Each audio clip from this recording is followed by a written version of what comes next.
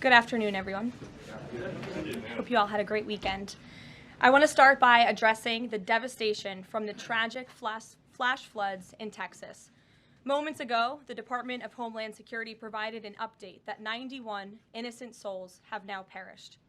Everyone here at the White House, including the President of the United States, is praying for the victims' families and friends during this unimaginable time. President Trump swiftly signed a major disaster declaration for Kerr County, Texas, to ensure our heroic first responders have every resource they need in the relief and recovery efforts. Secretary of Homeland Security Kristi Noem traveled to Texas over the weekend, and the entire Trump administration is working hand in glove with state and local officials to provide every assistance available. The situation on the ground remains dangerous, and there could be additional public safety threats with potential incoming heavy rain, so we encourage everyone in the area to remain vigilant, listen to all warnings, and respond accordingly. Unfortunately, in the wake of this once-in-a-generation natural disaster, we have seen many falsehoods pushed by Democrats such as Senator Chuck Schumer and some members of the media. Blaming President Trump for these floods is a depraved lie, and it serves no purpose during this time of national mourning. Here are the facts. In the lead up to this tragic natural disaster, the National Weather Service did its job. Despite unprecedented rainfall, the National Weather Service executed timely and precise forecasts and warnings. On July 3rd, the National Weather Service office in Austin, San Antonio, Texas, conducted forecast briefings for emergency management in the morning and issued a flood watch in the early afternoon. Flash flood warnings were also issued on the night of July 3rd and in the early morning of July 4th, giving preliminary lead times of more than 3 hours before flash flooding conditions occurred. And the National Weather Service office in New Braunfels, which delivers forecasts for Austin, San Antonio, and the surrounding areas, had extra staff on duty during the storms, despite claims of the contrary. So to any person who has deliberately lied about these facts surrounding this catastrophic event, you should be deeply ashamed. At this time, the administration's focus will be on giving the victims and their communities the support they deserve during these recovery efforts in this tragic time. May God bless the great people of Texas, especially the parents who have lost their children. President Trump loves you. We are praying for you, and he will be traveling to see you later this week. Moving along to some further scheduling announcements. Tonight, President Trump will host the Prime Minister of Israel, Benjamin Netanyahu, for dinner, where they will discuss the positive developments taking place in the Middle East region. Tomorrow, the President will host his 6th cabinet meeting of his 2nd term. Many of you will be invited to cover that. And on Wednesday, the President will host leaders from 5 African nations for lunch in the state dining room. In other news, after the historic signing on the South Lawn of the White House on the 4th of July, President Trump's One Big Beautiful Bill is now the law of the land. Republicans in Congress met the once-in-a-generation moment and codified the Make America Great Again agenda into law. After this monumental achievement, no other president in modern history has worked harder and faster to fulfill their campaign promises than Donald Trump. The One Big Beautiful Bill will get the United States of America firing again on all cylinders. It's safe to say that over the past few weeks, the president has delivered on many, many wins. For the 4th month in a row, jobs numbers beat market expectations with nearly 150,000 good jobs created in the month of June. The American economy has now added nearly 700,000 jobs since January 2025, with American-born workers accounting for all job gains. President Trump drove illegal border crossings to another historic low in the month of June, and Border Patrol once again released 0 illegal aliens into our country. The Supreme Court stopped activist judges from imposing nationwide injunctions and cleared the way for President Trump to carry out his popular and common sense agenda. The University of Pennsylvania agreed to all of the Trump administration's demands and will now keep men out of women's sports. President Trump secured his trade deal with Vietnam, giving the United States total access to their markets. Because of President Trump's unleashing American energy dominance, gas prices are at 4-year lows. And when adjusted for inflation, gas prices are near the lowest levels we've seen in the last 20 years. NATO members agreed to raise defense spending to 5% of GDP, a foreign policy feat long thought impossible until President Trump made it happen. The Operation Midnight Hammer obliterated Iran's nuclear capabilities, taking out this imminent national security threat not just to the United States, but to the entire world. The president secured a ceasefire between Israel and Iran, ending the 12-day war. The president brokered a historic peace agreement between Rwanda and the Democratic Republic of Congo. Pakistan nominated President Trump for the Nobel Peace Prize in recognition of his decisive diplomatic intervention to prevent a nuclear war between India and Pakistan. Blue-collar wage growth has seen its largest increase in nearly 60 years, and President Trump has defeated Joe Biden's inflation crisis with core inflation at the lowest level since March of 2021. And just about all of that has happened in the last 3 weeks, and I know you all know it because you've been very busy here covering it along with us. So with that, I will take your questions today as we kick off another very busy week here at the White House. We'll lead with our new media seat, Brian Glenn, who is, of course, very present in this briefing room. He's put in a lot of hours covering this president, so we're glad you finally have a seat today. Brian, go ahead. It feels great to sit down. Thank you very much. You're welcome. I want to go back to the hurricane. You said that President Trump is scheduled to go to Texas later this week. Can you speculate on what day and what he has plans? Sure. The White House is currently arranging those travel plans. We hope that it will be later this week, likely on Friday, but of course we want to do it at the most appropriate time on the ground for state and local officials. We don't want to interrupt the recovery efforts, but we're planning tentatively for a Friday trip, and when that becomes final, we'll let all of you know, as we always do. And you gave a little bit of reaction earlier, but the National Weather Service, the union, actually publicly stated they had an adequate staff on hand to forecast and predict the storm. You shared your thoughts earlier on how the way the left has really weaponized this to blame the deaths in Texas on Trump. Want to comment on that again? Yeah, I just do think those comments are depraved and despicable, especially when so many Americans are mourning the loss of their children. The National Weather Service, as I said, did its job. Many experts, many meteorologists have said that. Many of you in the media, in all fairness, have said that as well. Unfortunately, not all. And many Democrat elected officials are trying to turn this into a political game, and it is not. This is a national tragedy, and the administration is treating it as such. We know the National Weather Service provided early and consistent warnings. They gave out timely flash flood alerts. There were record-breaking lead times in the lead up to this catastrophe. There is ongoing flood monitoring, and these offices were well staffed. In fact, one of the offices was actually overstaffed. They had more people than they need. So any claim to the contrary is completely false, and it's just sad that people are pushing these lies. Can you just get one more? Sure. Kind of a little bit of breaking news. The Department of Homeland Security is moving to end the TPS status on Honduran and Nicaraguan migrants. Yes. Any plans to adding additional countries that you could be targeting? Just a reaction. Sure. Well, I won't get ahead of the Department of Homeland Security on additional countries, but as you pointed out, they did end temporary protective status for Nicaraguans and Hondurans in this country because TPS, temporary protective status, is temporary by definition. It is not meant to be a permanent path to residency or citizenship here in the United States of America. It was originally granted to Nicaraguans following a natural disaster in 1999. That doesn't sound very temporary to me. And as well as Hondurans in 1999 after the impact of Hurricane Mitch in 1998. And so this administration is doing what it promised to do. And if individuals from these countries want to come here, they have a legal pathway to do it, but temporary protective status was never meant to be permanent. The previous administration abused this status and this parole program, essentially treating it as such, and we're not going to tolerate that any further. Thank you, Brian. Megan. Secretary Bessent said yesterday that countries will boomerang back to the April 2nd tariff level starting August 1st. Why did the president decide to have those tariffs not take effect Wednesday as originally scheduled? And then I was also wondering if you could share, obviously we saw the letters the president sent out on Japan and South Korea, but if any other major U.S. trading partners are getting letters today. Sure, yes, I can confirm. In fact, I have those letters. If you could get me the folder with the letters in them, Liz, they're right in the previous office. I have the signed letters that went out to both South Korea and Japan today. And there will be approximately 12 other countries that will receive notification communications and letters directly from the President of the United States. And weeks ago, I stood at this podium and I told all of you that the President was going to create tailor-made trade plans for each and every country on this planet.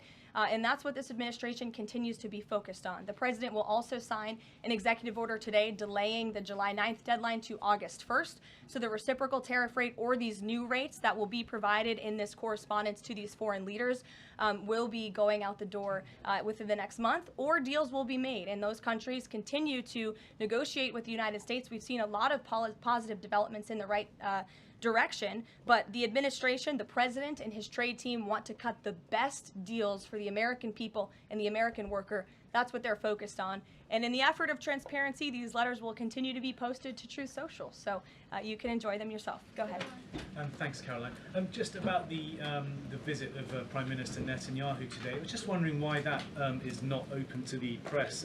Previous visits by him, we've had Oval Office press conferences. Does that reflect somehow the kind of sensitivity of this particular visit?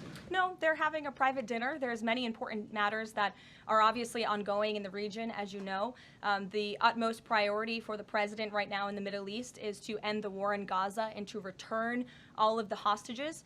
Also, as you know, there was a ceasefire proposal that Israel supports that was sent to Hamas, and we hope that they will agree to this proposal. We want to see all of the hostages released. That's on the top of the president's mind, so that will be discussed, as well as the many other positive developments we've seen in the Middle East. I want to go back to the trade deals. As you see, we have these beautiful letters that the president has signed. This one is to the President of the Republic of Korea, original signature on that, and these will be mailed. And then here we also have another letter to the Prime Minister of Japan as well. Both countries will be receiving a 25% tariff rate effective on August 1st. Go ahead. Thank you so much. You said it, and the President said it many times, you want to see an end to the war in Gaza.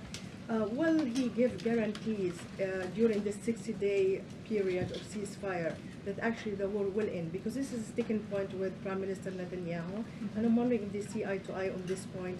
And how do you see the next day? What the next day in Gaza will look like? Look, right now the president is focused on today and to get the Hamas to agree to this ceasefire. I don't want to comment on the details of the arrangement out of respect for these negotiations, but an agreeable and appropriate ceasefire proposal has been sent to Hamas. And I can also tell you Special Envoy Witkoff intends to travel to Doha later this week, where he will continue to engage in these discussions. And the Qataris and the Egyptians have been incredibly helpful partners in mediating these negotiations and discussions to bring peace to this region and end this conflict once and for all. Kristen. Two questions. Thank you, Caroline. Sure. The first question is President Trump reconsidering his plan to phase out FEMA, given what officials have said is their critical role on the ground now in Texas? Look, the president wants to ensure American citizens always have what they need during times of need. Whether that assistance comes from states or the federal government, that's a policy discussion that will continue. And the president has always said he wants states to do as much as they can, if not more. And in the case of Texas, the state and local officials are doing a tremendous job. And I know the president, Secretary Noem, and the federal government are very proud to be working with them. And the president has promised to give Texas the assistance that they need during this tragic time. Just one follow-up on cuts overall. Over the weekend, President Trump said that Elon Musk was a train wreck. Are there, given this current viewpoint, are there concerns within the White House or from the president himself over the cuts that happened under Musk while he was advising DOGE, including the National Weather Service? I think I've already addressed that, Kristen, and what I can tell you is that these offices were fully staffed. The San Angelo office was fully staffed with 12 forecast meteorologists. There were no vacancies. The San Antonio office was operating with 11 forecasters. And as Brian said, the union themselves said that there was adequate staffing. So I think those words speak for themselves, and the numbers speak for themselves. This was a once-in-a-century flash flood, a tragic natural disaster, and the administration is doing all that we can on the ground to help these families during this time of need. Jeff. Thanks very much, Caroline. Just following up on Kristen's question, is it still the president's plan to phase FEMA out by the end of this year? I just answered Kristen's question for you. One more, hold on, one more. Sure, I'll give it to you. Go ahead. The follow-up on trade as well. 12 more letters coming, you said. Can you give us a sense of which countries those are? I'll let the president reveal those in very due time. Keep your eyes on Truth Social. Michael, in the back. Thank you, Caroline. An armed shooter today was shot in McAllen. Texas after opening fire on Border Patrol agents. It comes just days after Democratic Congresswoman Pramila Jayapal recently said she gets, quote, inspired when activists obstruct ICE. Does the White House expect Democrats to tone down their rhetoric in light of what we saw today in McAllen, Texas? We certainly call on Democrats to tone down their rhetoric against ICE and Border Patrol agents who, again, are everyday men and women. I would encourage AOC and other Democrats to actually meet with the United States Border Patrol. These are honorable Americans who are just simply trying to do their job to enforce the law. They go home to their families every night just like we all do, and they deserve respect and dignity for trying to enforce our nation's immigration laws and to remove public safety threats from our communities. The White House is aware of the shooting that took place today in Texas, and we are working with the appropriate federal agencies to get to the bottom of what happened. Caroline, the DOJ and FBI have now concluded there was no Jeffrey Epstein client list. What do you tell MAGA supporters who say they want anyone involved in Jeffrey Epstein's alleged crimes to be held accountable? This administration wants anyone who has ever committed a crime to be held accountable, and I would argue this administration has done more to lock up bad guys than certainly the previous administration. And the Trump administration is committed to truth and to transparency. That's why the Attorney General and the FBI Director pledged at the President's direction to do an exhaustive review of all of the files related to Jeffrey Epstein's crimes and his death. And they put out a memo in conclusion of that review. There was material they did not release because, frankly, it was incredibly graphic and it contained child pornography, which is not something that's appropriate for public consumption. But they committed to an exhaustive investigation. That's what they did, and they provided the results of that. That's transparency. Follow up on that, Sure. Caroline. Okay, so the FBI looks at the circumstances surrounding the death of Jeffrey Epstein. According to the report, this systematic review revealed no incriminating client list. So what happened to the Epstein client list that the Attorney General said she had on her desk? Well, I think if you go back and look at what the Attorney General said in that interview, which was on your network, on Fox News. Got the quote. Go ahead. John Roberts said, DOJ may be releasing the list of Jeffrey Epstein's clients. Will that really happen? And she said, it's sitting on my desk right now to review. Yes, she was saying the entirety of all of the paperwork, all of the paper in relation to Jeffrey Epstein's crimes. That's what the Attorney General was referring to, and I'll let her speak for that. But again, when it comes to the FBI and the Department of Justice, they are more than committed to ensuring that bad people are put behind bars.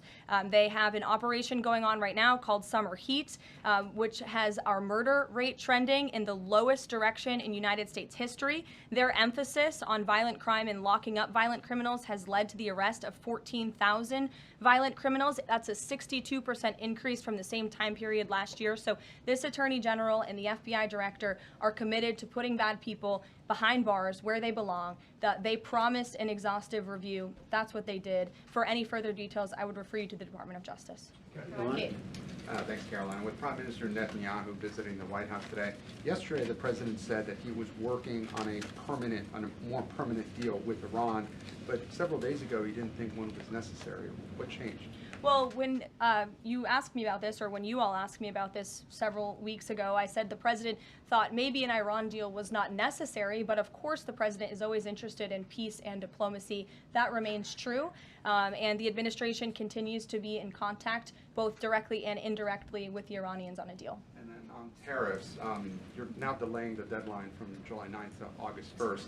Is that an acknowledgement that perhaps the administration found it more difficult to negotiate these trade deals, or whatever happened to 90 deals in 90 days? No, it's an acknowledgement that this administration is doing what's best for the American worker, and we want the best deals possible for our workers, for our manufacturing base, for our middle class, and they are doing this deliberately and appropriately on behalf of our country's interests. Josh. A couple more on the tariffs. You said about 12 more letters. There were about 55 or so countries, including the EU as a bloc, that were facing this tariff increase. All of those, to understand you correctly, are now deferred to August 1st, right? Correct. And on the 12, what happens with the remaining, whatever it would be, 40-something? So just 12 today. There will be additional letters in the coming days. So all of them are going to get a letter at some point? Correct. Okay, and can you tell me why he decided to start with South Korea and Japan? Are they annoying him?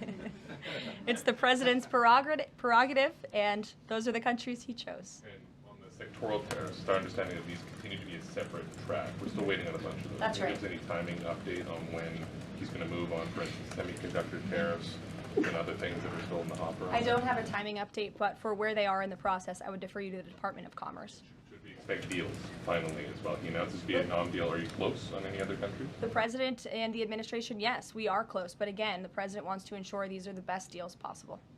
And I would add just one more thing on trade and tariffs to wrap it up.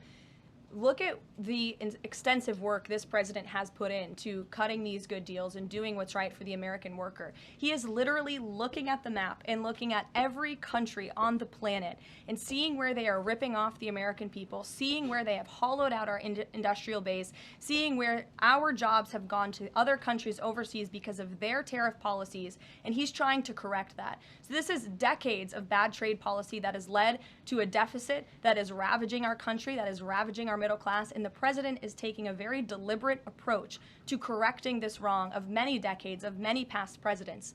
And so I think he should be commended for the time and the effort that he is putting into this. And the fact that he has announced a framework with China, a trade deal with the United Kingdom, a trade deal with Vietnam, and many others to come in just a matter of 6 months is truly historic, and it's a testament to this president and his trade team who are working around the clock to get this done. Sure, go ahead. Thank you so much, Caroline. Two questions on Iran.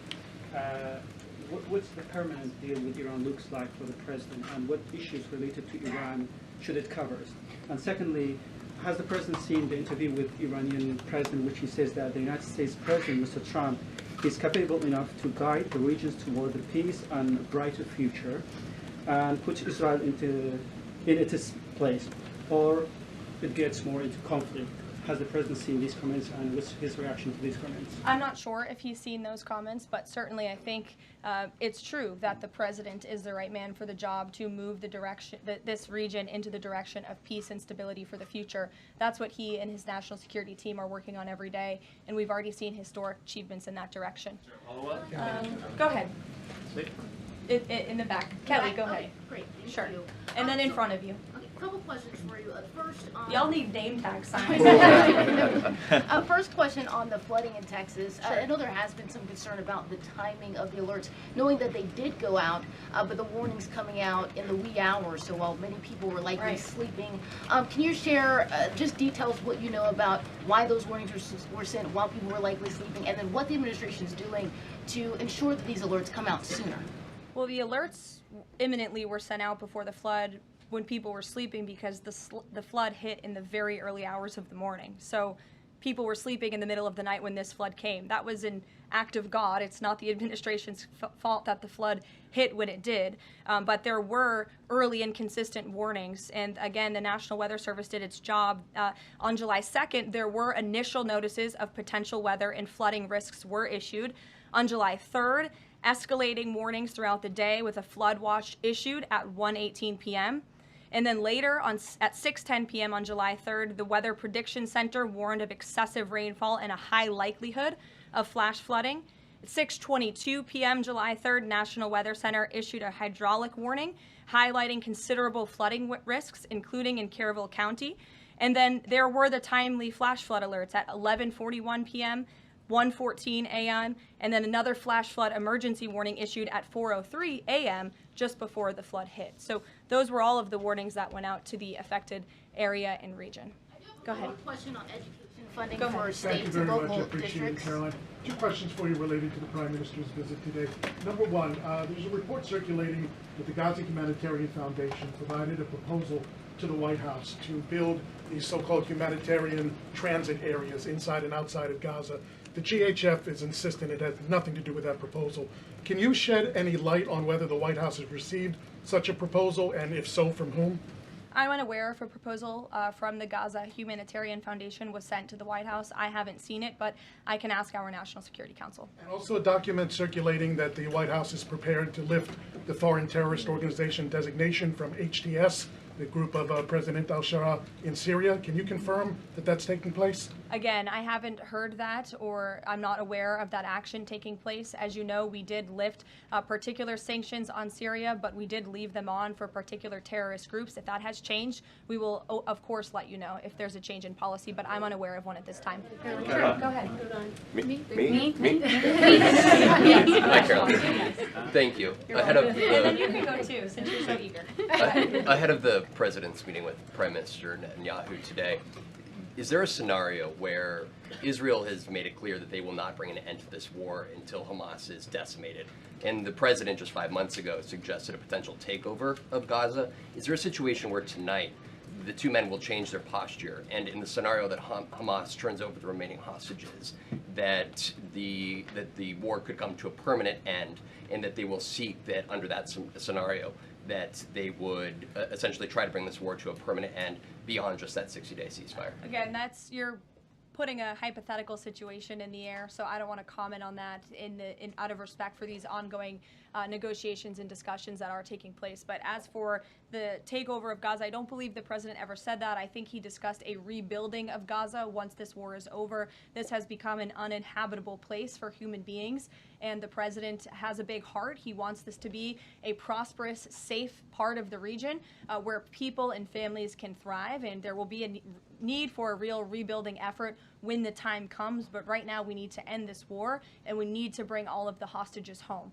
The president is adamant about that. The war tonight? Look, again, I will let the president speak for himself later if he decides to comment on the details of the agreement, but out of respect for the discussions, I won't do that from the podium. Go ahead. So Congressman Lawler and Gottheimer have introduced a bill in Congress, the Bunker Buster Act, that would allow the United States to sell B-2 bombers and bunker buster bombs to Israel. Is that something the president would support? Well, I don't know if the president's aware of the Bunker Buster Act, but I will ask him and see what his opinion on that is. I'm not sure. All right, thank you. Caroline. Thank you, Caroline. Building off of the question earlier about the shooter in Texas who targeted ICE, Axios reported today, I believe, that Democrat lawmakers were saying their constituents are calling on them to be more violent when they go to ICE facilities, including, I believe, they want them to shed blood, and that they said that Democrat lawmakers should be willing to get shot themselves. Can you respond to that, and do you have concerns that any of these lawmakers might act on the wishes of their constituents? It's hard to believe anyone with morals in this country or decency would say such a thing. Obviously, the White House condemns that rhetoric, and we condemn violence of any kind. This administration is simply trying to enforce our laws, and we must be a nation of law and order. You cannot simply waltz across our border and live here illegally and expect to stay. We are going to enforce our nation's laws, and the men and women who are doing that are doing so in a respectful way. They are doing so within the confines of the law, and they are just trying to do their jobs. And we condemn any violence or any calls for violence of any kind against any American. Go ahead. Thank you, Caroline. I wanted to ask you if... I was not calling on you, but you can go ahead. It's fine. There's a lot of people in here today. President Trump already saw the letter that the Colombian president Gustavo Petro sent him, apologizing for his comments a few weeks ago, suggesting that there was an involvement from the U.S. government in an alleged coup d'etat in Colombia. And Secretary Rubio recalled the U.S. Chargé d'Affaires in Colombia. Did President Trump saw that letter, and what do you think about the comments from President Petro suggesting that the U.S. has some kind of involvement in a coup? I'm not sure if the president has seen that letter, but I can check with him in the National Security Council. We will get you a response if you follow up with my team. We will find out for you. Caroline? Sure, go ahead. Iris, go ahead. Thank you, Caroline. Thank you, Caroline. On two topics. First, I love how excited everyone is on Monday. Yes, for Kelly, you can go after. On two topics. First, tariffs. The president announced last night that any countries aligning themselves with the anti-American policies of BRICS will be charged with an additional 10% tariff. Can you tell us more details on that? What specific policies is the president talking about here? What policies should countries stay away from to avoid being subject to additional tariffs? Sure. Well, the president feels, generally speaking, that BRICS is seeking to undermine the interests of the United States. It's the president's utmost responsibility to put the interests of the United States first. That's how he views his job as president. So he's going to ensure that America is fairly treated on the world stage, and he'll take any action necessary to prevent countries from taking advantage of the United States and our people. Raquel, go ahead. On the illegal immigrants, Registrar Tom Homan told us this morning that ICE will have to arrest 7,000 illegal immigrants every day for the remainder of this administration to just catch the ones that were let in during the last administration. I'm wondering what the new resources and manpower, of course, given by the Big Beautiful Bill, which of course opens the door for ICE to hire additional 10,000 agents and officers. What's the administration's expectations now for daily arrest numbers going forward in the upcoming months? Sure. I'll let the Secretary of Homeland Security and her department speak on what they're looking for in terms of daily numbers. What I can tell you is I receive the daily reports each morning, and ICE is out there doing the jobs that they swore an oath to do, and they are removing public safety threats from our communities every day, and our country is becoming a safer place because of their efforts. And the One Big Beautiful Bill that is now law will give significant resources to ICE and Border Patrol to continue the tremendous work that they are already doing. And I think every American who wants to live in a safe neighborhood should be grateful for their efforts. Thank you, Karoline, Just so much. Raquel, and then I can go to you. So much. And then you, Dr. Harper.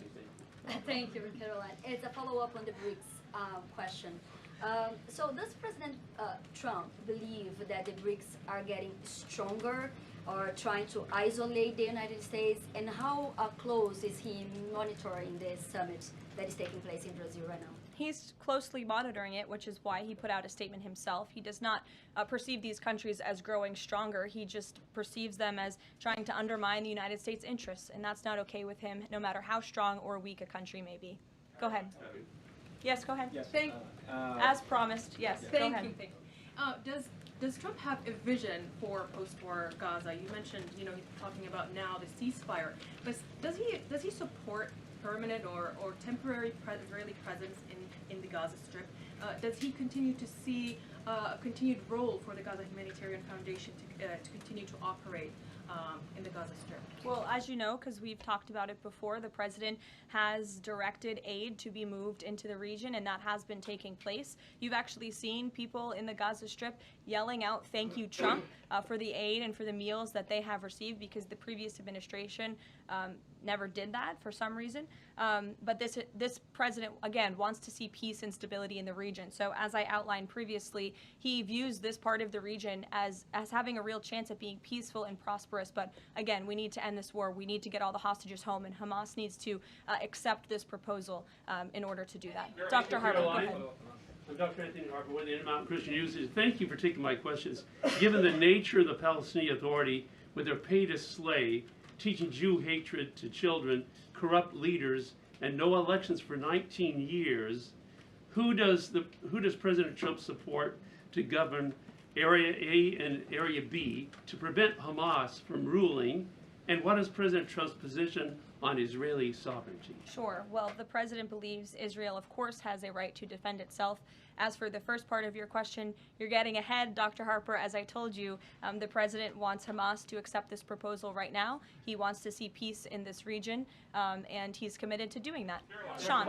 Hey, Caroline, can you just please walk us through the decision to halt the supply of weapons to Ukraine at a time when Russia is really hitting Ukrainian cities and civilians? Was that the president who decided that, or did the Pentagon do it without his approval? No, neither of those things are true. I'm happy to walk you through it. This was a standard review by the Pentagon of all weapons and all aid and all support that the United States is providing all countries and all regions around the world, not just Ukraine. When the Secretary of Defense took office, he directed the Pentagon to conduct this review to ensure that everything that's going out the door aligns with America's interests. So it's a pause to review to ensure that everything the Pentagon is pushing out there is in the best interest of our military and our men and women in uniform. Fran. Two questions on Israel. You suggested that Hamas is the impediment currently to a ceasefire. So if not a ceasefire deal, then what does the president hope to achieve with tonight's dinner with the prime minister? Again, you guys are getting around to a lot of hypotheticals. I don't want to get ahead of the president, but there are many other issues to discuss with Prime Minister Netanyahu tonight related to the region and just the entire world. So this will be a dinner to talk about Operation Midnight Hammer, which was incredibly successful, to talk about peace in Gaza and ending that conflict, as well as many other topics of discussion in relation to Israel and the United States. Sure, go ahead. Thank you, Caroline. Given the fact, this is on the trade letters, given the fact that the president put into effect the tariffs on April 2nd and then put the pause into place, is the president at all concerned that these countries that are receiving the letters won't take them seriously because the deadline seems to have shifted already and may shift again?